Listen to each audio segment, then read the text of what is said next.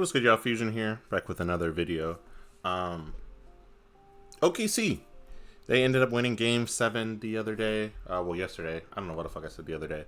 Let me actually pull up the box score here. 103-91. This was a interesting game to watch. There were some interesting calls by the ref. There was a time where I can't remember what old dude's name was, but was holding TJ's hand right in front of the referee, and like no call was called, and then he ended up getting a steal. But whatever. There were some interesting calls. That being said, I feel like the better team won. Injuries did happen. Yes, I saw it was very, very mid to late in the first quarter. Tyrese Halliburton went down. He had 9 points at the time. He was shooting 3 for 4 from the 3 for 5 from the field. Who knows what that could have changed? He's a great ball handler, a great assist man, and makes great decisions. You saw why he was the starting point guard and not TJ. TJ ended with 7 turnovers. But I did want to talk about how great he played, how he did what Pascal Siakam was supposed to do. If your star player is gone, next man has to step up. Next man cannot step up by shooting 13 shots. This is Game 7 of the finals. You have to put up shots to win. You have to. Benedict Mathurin snuck in a nice 24. He had 10 free throws, shot 2 for 5 from the 3, shot 14 times. You only shot the ball 13 times, Siakam. If this should go as a standard for anyone out there, if you still play basketball, be it in high school, college, or even in a damn pickup game. If the best scorer on your team isn't scoring, or is injured, or is getting doubled, and this is a must win, the second and third option needs to get shots up. You need to get shots up. Miles Turner got 4 shots up. 4. That's less than Tyrese Halliburton. And he went out in the first quarter. Obi Toppin, 4 shots up. 0 for 4, 0 from 3. Bad basketball from the Pacers towards the end. That first half, they played great basketball all throughout. They had some sort of energy, some sort of pep, some sort of our main guy went down, but we still got some beast here. Then once it got to that third quarter, it just blew up in their face.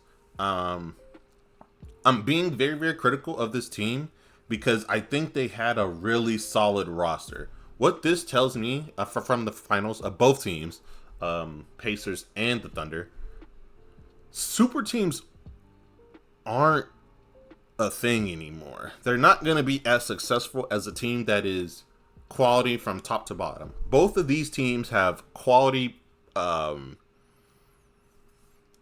bench players that know their role. I was critical of TJ McConnell, but he played hard. He was getting into the lane. He was taking jump shots. He was forcing plays. He was causing disruption. Of course, there were times where he was being taken advantage of. They were blitzing him right when he got over that line, the half-court line. They were blitzing him, forcing him to make bad mistakes. But I do think some of these turnovers were not on him. I think there were times where there was a lazy roll by Miles Turner or a very slow movement by Nembhard. He had 3. Nembhard had 15 points. He shot the ball 10 times, 2 for 3 from the 3. Again, I wanted him to shoot the ball more, but I'm not mad at that stat line coming from him. The only person that should have gotten up more shots should have been the option to score, since your main player is out, and Tyrese Halliburton is not a bona fide scorer like that. He can score the basketball, but his What he does best is facilitate. He has players around him that can help him do that. Pascal Siakam did not do that. You can't. You can't shoot 13 times in a must-win situation if you are the second option. You're not going to win games like that. You're not going to win the finals like that. You're not going to win must-wins like that. There was some referee element to the game. There's always going to be a referee element when you're playing against the next bona fide superstar of the NBA. This dude was the MVP, scoring champ, and now the finals MVP, and won the chip. Stuff is going to go his way. Stuff has been going his way. You're going to have to adjust, and they did. I think the Pacers had a chance to win this. I think the Pacers have a solid team. I think they can run it back and be just fine. I think they're missing, I don't think they're missing anything. Nembhard, he got more reps and more confidence. You saw why they picked up TJ McConnell. You saw why he is the backup point. I'd argue if they wanted to do, I was about to say you could probably start TJ with Tyrese, but I don't think that could work. Naismith is a decent like defender. He had some blocks, some steals, but defense won this championship. Defense won this game today or yesterday. Defense from these guys. Let's go to the OKC Thunder side just real quick. Just look at the difference from the shot totals. 27 shots.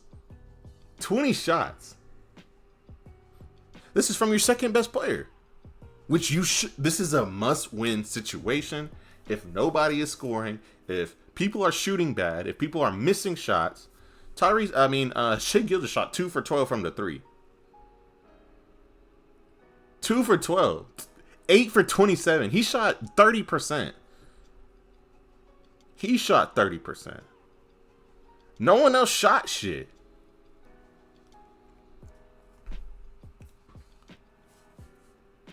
I have to keep hammering this home because I feel like there was a huge mistake done by the Pacers that had a chance for them to be NBA champions.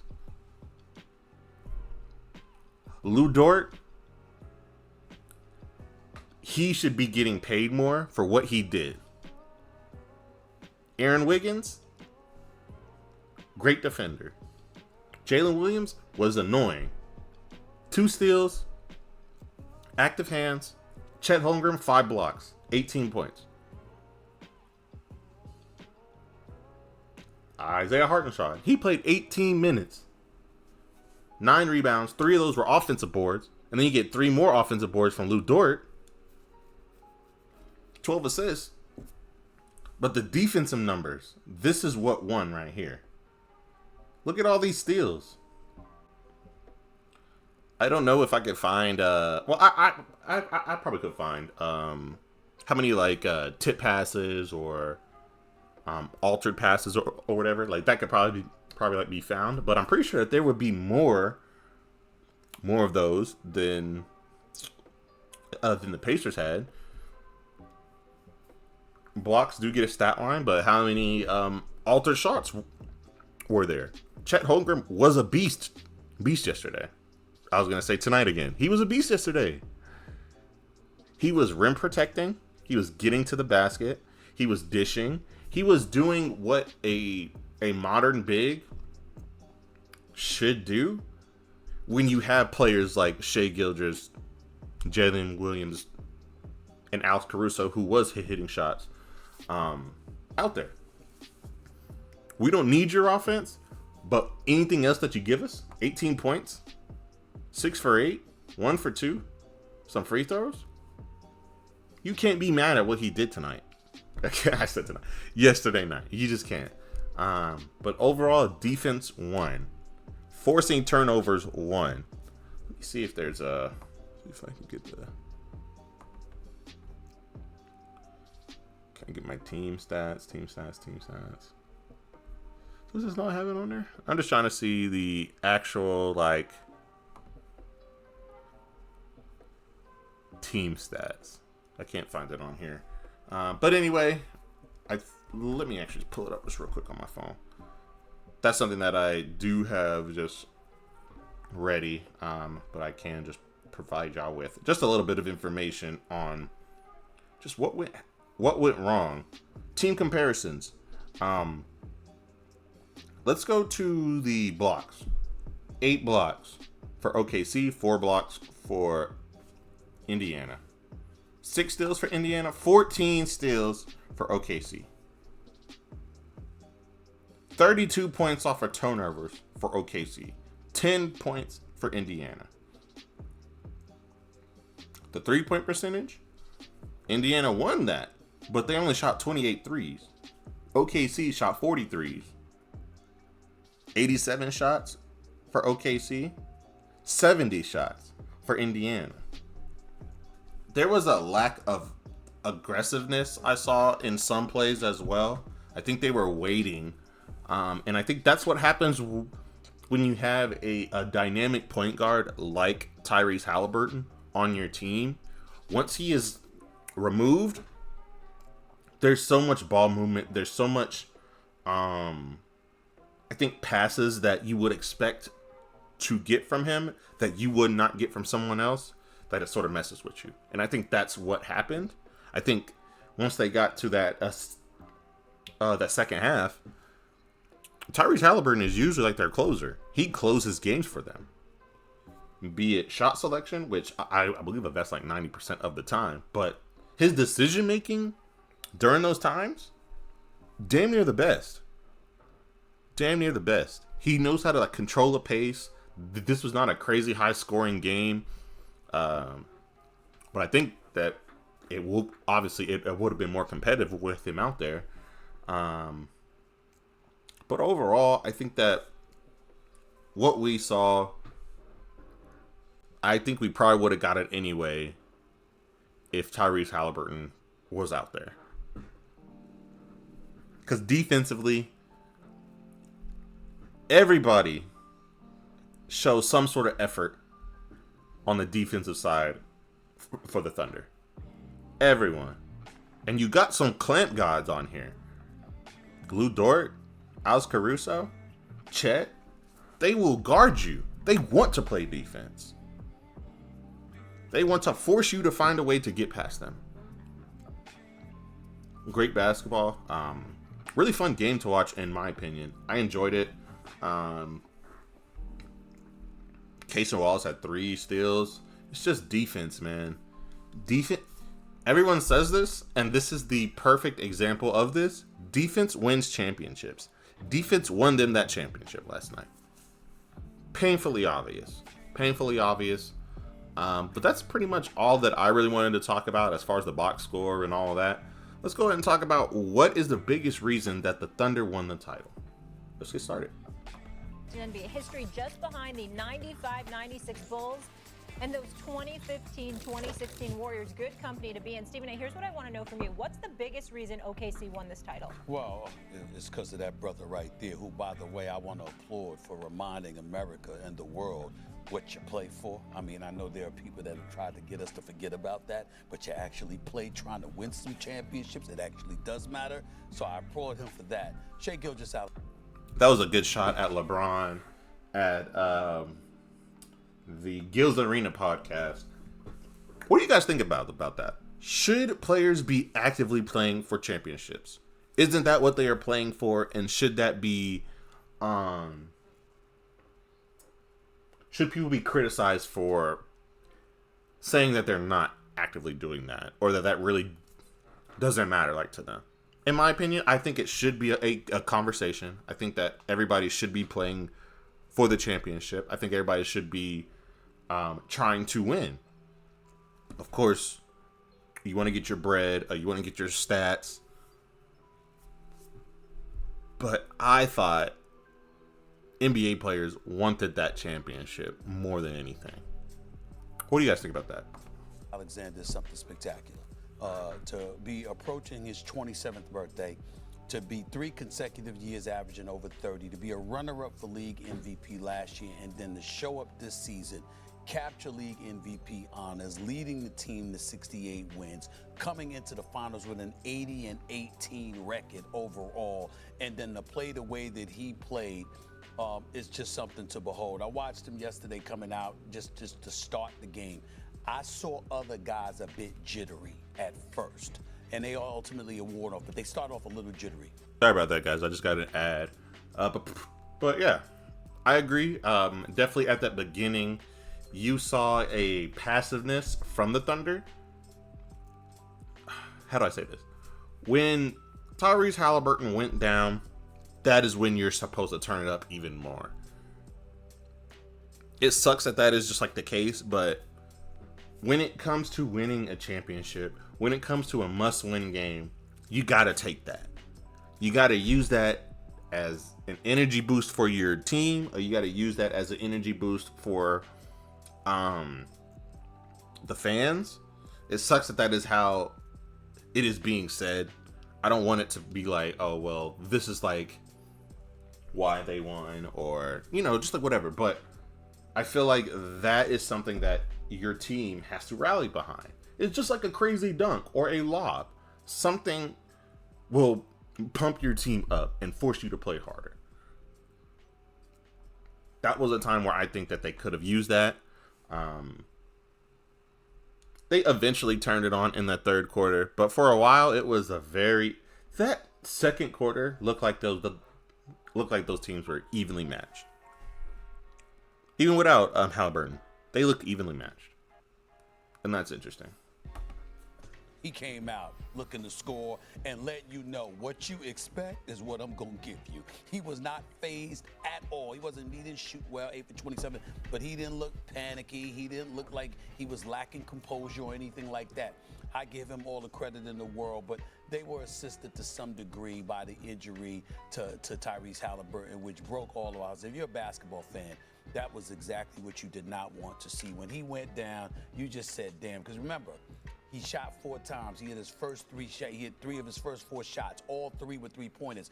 And it looked like it was going to be one of those nights where this brother was going to go off. And if he was going to go off, it was going to call upon Shea and the rest of the crew in Oklahoma City to give you a little something extra if they were going to pull out a championship. And then he goes down, and you're just deflated. Indiana still fought and what have you. You look at Rick Carlisle, you look at the rest of the team, the Miles Turners and Neesmiths of the world, looked like the moment was a little bit too big for them. Yep.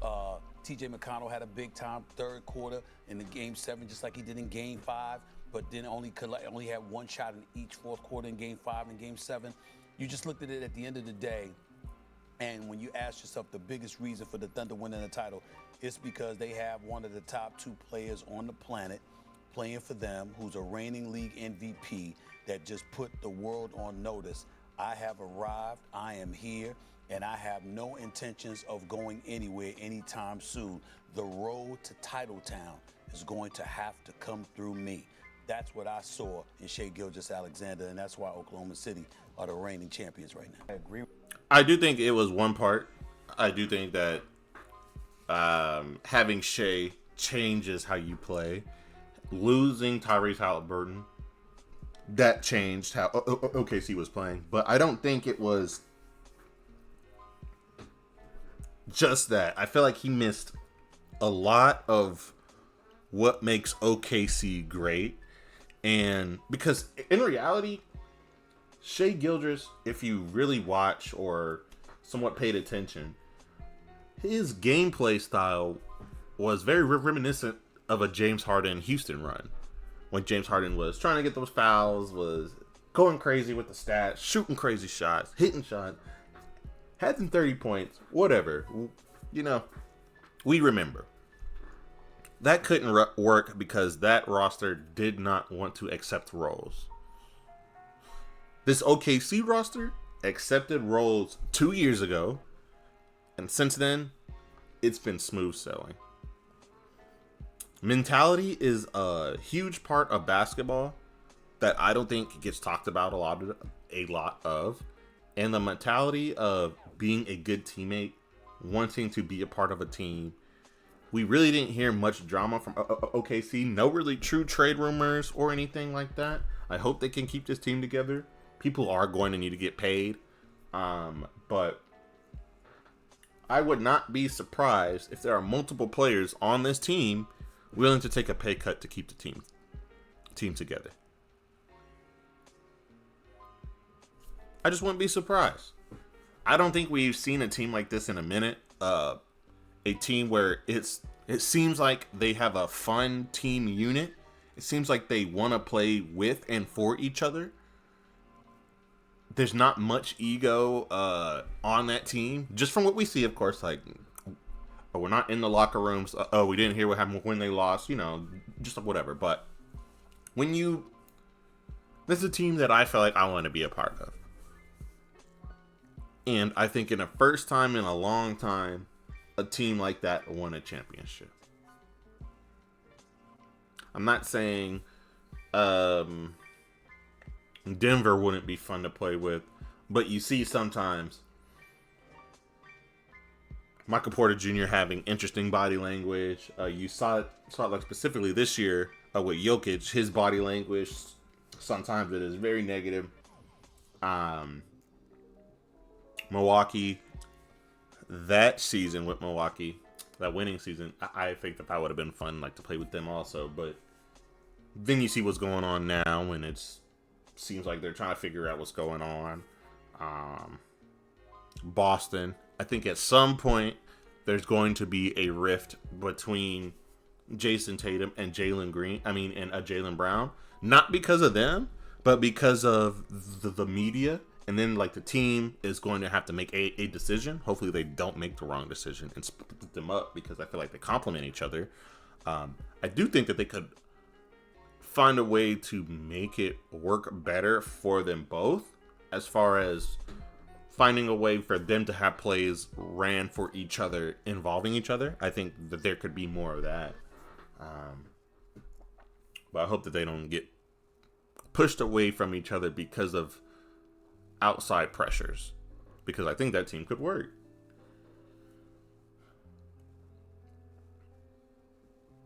Both these teams were not super teams. They have players that are developing that could at some point develop this to a super team. But I think they just got out rostered. Injuries, yeah, but defense was a major factor. Defense was a major factor this game. But that's really all that I really want to talk about on this video. I will have a double upload today. I want to talk about the Houston trade with KD. I think that was a very interesting trade. And I think the Rockets are going to be a team to watch. I really do. But that's all I got for you guys. Like, comment, subscribe. And I'll see you guys later. Peace.